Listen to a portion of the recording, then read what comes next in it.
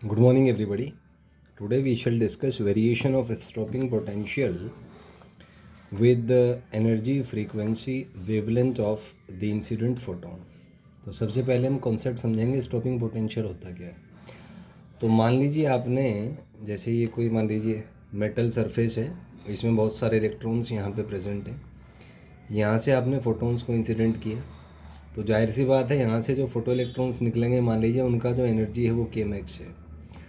तो अगर मैं इस पर एक पोटेंशियल अप्लाई करूँ मान लीजिए डेल्टा वी मैग्नीट्यूड का, जिससे कि ये फास्टेस्ट मूविंग इलेक्ट्रॉन भी यहाँ पे ना पहुँच पाए, उसको हम कहते हैं स्टॉपिंग पोटेंशियल।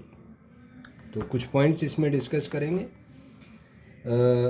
यही है कि मिनिमम मैक्सिमम काइनेटिक एनर्जी का जो फोटो इलेक्ट्रॉन है वो भी कलेक्टर तक ना पहुँच पाए, तो उसको हम स्टॉपिंग पोटेंशियल कहते हैं।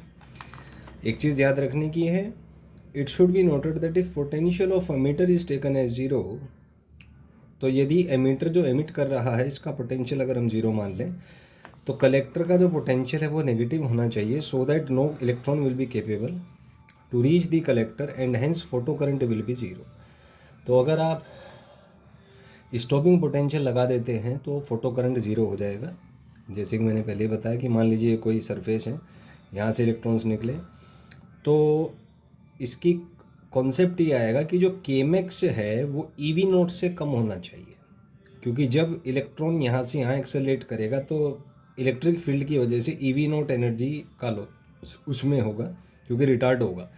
तो अगर के मैक्स ईवी नोट से कम है या ईवी नोट के मैक्स से ज़्यादा है या वी नोट के मैक्स बाई ई से ज़्यादा है, तो ये जो के मैक्स बाई ई है इसी को हम स्टॉपिंग पोटेंशियल कहते हैं। तो वी नोट यहाँ से आ जाएगा आपका के max by E. Stopping potential का यही कॉन्सेप्ट यहाँ पे हम यूज़ करेंगे।